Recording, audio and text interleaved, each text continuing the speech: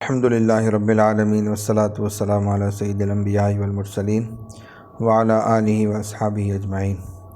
میں مولوی صدیق اکبر، YouTube channel اسرا T V سے۔ دیانتداری اور امانت۔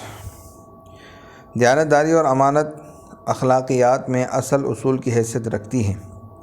قافلے کا ہر ایک فرد دیانت و امانت کا پیکر بن گیا تھا۔ اسی دیانت کا تقاضا تھا کہ قیام کلکتہ کے زمانے میں شیخ امین الدین کے باغیچے میں ہر قسم کے میوے بکثرت تھے اور پورا باغیچہ ان بزرگوں کی راحت رسانی کے لیے وقف تھا، مگر ان کی حالت یہ تھی کہ کسی پھل یا پھول کا توڑنا درکنار، گرے ہوئے پھل بھی کوئی نہیں اٹھاتا تھا۔ تمام پھل جمع کر کے سید صاحب کے یہاں پہنچوا دیے جاتے تھے اور سید صاحب ان کو قافلے والوں میں تقسیم فرماتے تھے۔ ایک طرف یہ دیانتداری کی بہترین مثال تھی، دوسری جانب نظم و نسق کا سبق اس سے ملتا تھا۔ آپ ملاحظہ فرما چکے ہیں کہ گھنا ضلع مرشد آباد میں دیوان غلام مرتضیٰ صاحب نے بازار کی تمام چیزیں اہل قافلہ کے لیے وقف کر دی تھی، لیکن آپ نے ترک دنیا، ترک خواہشات کا بھی عجیب و غریب تماشا دیکھا کہ قافلے کے ایک متنفس نے بھی بازار کی کسی چیز کا رخ نہیں کیا۔ بے شک اس طویل سفر کے بعد ضرورت تھی کہ دوست احباب کے لیے کچھ ہدیے فراہم کر لیے جاتے، اور اس سے بہتر موقع کہاں مل سکتا تھا کہ بازار کھلا ہوا ہے اور وہاں کی ہر چیز آپ کے لیے وقف ہے۔ مگر ضبط نفس، دیانت و امانت کی یہ بلندی بھی ملاحظہ فرمائیے کہ ہر ایک ہوس کا خون کیا جا رہا ہے اور اپنے میزبان پر اپنی طرف سے معمولی بار بھی برداشت نہیں کیا جا رہا۔ رہنمایان تحریک کے ذاتی اوصاف، مقصد تربیت کے عملی نمونے۔ حضرت شاہ عبدالعزیز صاحب قدس اللہ سرہ العزیز کے تربیت گاہ کا ذکر کرتے ہوئے ہم مقصد تربیت بیان کر چکے ہیں۔ پہلے اور دوسرے دورے کے حالات اور اصلاحی کارگزاریوں سے تربیت کے نتائج و اثرات کا بھی اندازہ ہو چکا ہے۔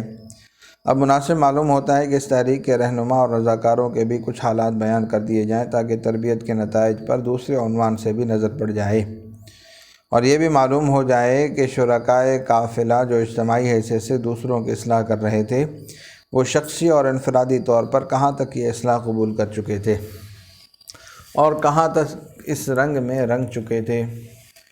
ذاتی اور شخصی رجحانات معلوم ہونے کے بعد یہ فیصلہ بھی آسانی سے کیا جا سکے گا کہ ان حضرات نے جو جہاد کیا اس کا مقصد کیا تھا۔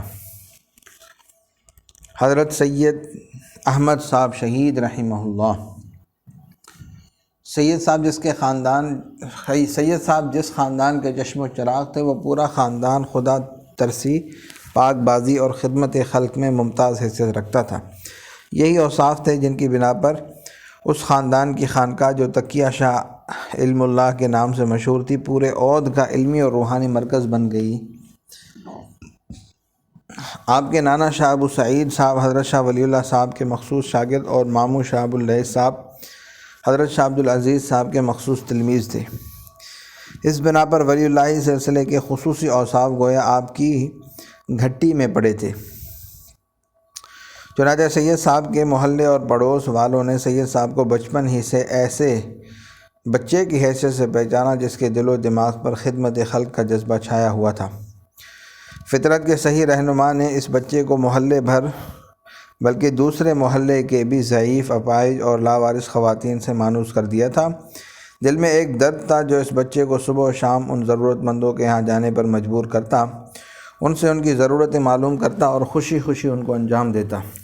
بازار سے سودا سلف لا کر دیتا، کنویں سے پانی بھر کر ان کے یہاں پہنچاتا، بیماروں کی تیمارداری کرتا، مزدوروں کو سہارا دیتا اور کمزوروں کے بوجھ اٹھا کر ان کے گھروں تک پہنچاتا۔ یہی اس بچے کی دل بستگی کے کام تھے۔ جیسے جیسے عمر بڑھتی رہی، نوشت و خواند کا شوق تو آگے نہیں بڑھا، مگر خدمت خلق کا جذبہ یہاں تک آگے بڑھا کہ جب وہ فکر معاش اور تلاش روزگار میں ہم عمر ساتھیوں کے ساتھ وطن سے نکل کر لکھنؤ کی طرف روانہ ہوئے تو وہ اپنے ساتھیوں کا صرف خدمت گزار ہی نہیں تھا بلکہ ان کا بار بردار بھی تھا۔ چنانچہ مشہور واقعہ ہے کہ تقریباً 17 سال کی عمر میں جب والد صاحب کا سایہ سر سے اٹھ جانے کی وجہ سے روزگار کی تلاش میں لکھنؤ جا رہے تھے اور ہم عمر 7 نوجوان ساتھ تھے، تو جیسے ہی چند میل چلے ہر ایک کا سامان سفر اس کو بار معلوم ہونے لگا۔ سید صاحب نے ساتھیوں کی تکلیف محسوس کی اور بڑی تدبیر سے سب کے سامان کی ایک گٹھڑی بنا کر سر پر رکھ لی۔ یہ سب ساتھی سبق سار تھے اور یہ خادم خلق سید زادہ بار بردار۔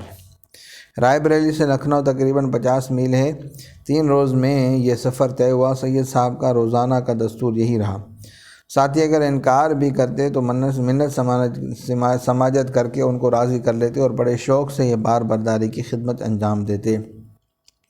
لکھنؤ پہنچے تو سید صاحب کو وہاں کے ایک رئیس نے پہچان لیا۔ اس کا اصرار تھا کہ آپ اس کے مہمان ہوں۔ سید صاحب نے ساتھیوں کو چھوڑ کر تنہا مہمان بننا پسند نہیں کیا تو رئیس صاحب نے دونوں وقت سید صاحب کی قیام گاہ پر کھانا پہنچانا شروع کر دیا۔ سید صاحب ساتھیوں کے ساتھ کھانا کھاتے اور اس بے روزگاری کے دنوں میں بسا اوقات سب ساتھیوں کا فاقہ اسی کھانے سے ٹوٹتا۔ کئی ماہ گزر گئے، روزگار میسر نہ آیا۔ آپ نے ساتھیوں کو مشورہ دیا کہ دہلی چلیں اور شاہ عبدالعزیز صاحب کی خدمت میں حاضر ہو کر دین کی کمائی کریں۔ ساتھی اس پر راضی نہیں ہوئے تو آپ تنہا روانہ ہو گئے۔ اسی سفر کا واقعہ ہے کہ آپ نے ایک بوڑھے مزدور کو دیکھا کہ راب کا بھرا ہوا گھڑا سر پر رکھے ہوئے ایک سپاہی کے ساتھ چل رہا ہے۔ بوڑھے کی کمزوری چلنے کی اجازت نہیں دیتی مگر مجبوراً سر پر بوجھ لادے ہوئے چل رہا ہے۔ پہلے آپ یہ سمجھے کہ اس سپاہی نے اس غریب کو بیکار میں پکڑ لیا ہے تو آپ نے سپاہی کو فرمائش شروع کی، مگر جب سپاہی نے جواب دیا کہ بیکار نہیں بلکہ میں نے اس سے مزدوری طے کی ہے، مزدور نے بھی اقرار کیا کہ میں نے بھوکے پیٹ کا جہنم بھرنے کے لیے اس مزدوری کو غنیمت سمجھا۔ آپ مہربانی کریں اور سپاہی کو نہ بگاڑیں۔ تو آپ نے مزدوری کے پیسے بوڑھے کو دلوائے اور سامان خود اٹھا کر سپاہی کے ساتھ ہو لیے اور جہاں اس کو جانا تھا وہاں تک سامان پہنچا دیا۔ آپ کو اللہ تعالیٰ نے صحت و تندرستی کی دولت عطا فرمائی تھی۔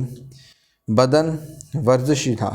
آپ کا معمول تھا کہ صبح کو کم از کم 500 ڈنڈ لگاتے تھے اور آپ کے مگدروں کا وزن 1 من 22 سیر ہوتا تھا۔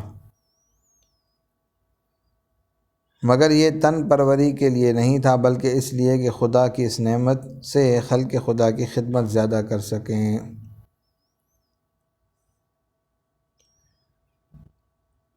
ایک خاص مقصد اور خاص نصب العین کے ماتحت آپ امیر علی خان کی فوج میں بھرتی ہوئے۔ فن سپاہ گری کے جوہر نے آپ کو ترقی کا موقع دیا مگر اس سپاہیانہ زندگی میں بھی آپ خدا ترس عابد شب بیدار رہے۔ کبھی کسی کو نہیں ستایا، کسی کا مال نہیں لوٹا۔ کھیتوں کو برباد کر دینا، گھوڑوں کو کھیتوں میں چھوڑ دینا فوج کے لیے معمولی بات ہے جو قطعاً جائز سمجھی جاتی تھی، مگر آپ کی پرہیزگاری کا یہ عالم تھا کہ آپ اپنے گھوڑے کو فوج کے گھوڑوں سے الگ رکھتے اور اس کے دانے اور چارے میں بھی جائز و ناجائز کی پوری احتیاط برتتے۔ گھوڑا بھی کچھ ایسا سد گیا تھا کہ وہ بھوکا رہتا مگر کسی کے کھیت میں منہ نہ ڈالتا۔ غریبوں کی خدمت اور مالی امداد کا سلسلہ اس زندگی میں بھی اسی حوصلہ مندی سے جاری تھا اور فراخ دستی کا یہ حال تھا کہ مشہور ہو گیا تھا کہ آپ کو دست غیب ہے۔ ملازمت کا دور ختم ہوا، آپ دہلی تشریف لائے۔ یہاں شاہ عبدالعزیز صاحب کے دربار سے امیر قافلہ بنایا گیا۔ اب سیاسی رہنما بھی ہیں اور شیخ طریقت بھی، مگر اصول مساوات کی پابندی یہ کہ اپنا کام خود کرتے ہیں۔ ضرورت پڑتی ہے تو ساتھیوں کے ساتھ مل کر لکڑی چیرتے ہیں، گھاس چھیلتے ہیں، بوجھ اٹھاتے ہیں۔ رائے بریلی کو مرکز بنایا گیا تو سینکڑوں ساتھیوں کے قیام کے لیے وسیع مکان بیرک کی ضرورت ہوئی۔ یہ کچا مکان رفقائے قافلہ نے خود اپنے ہاتھ سے تعمیر کیا۔ سید صاحب ان ساتھیوں کے دوش بدوش کام کر رہے تھے اور دنیا کو مساوات و اشتراکیت کا صحیح درس دے رہے تھے۔ صلی اللہ تعالیٰ علی حبیب سیدنا محمد وعلی آلہ و اصحابہ اجمعین برحمتک یا ارحم الراحمین۔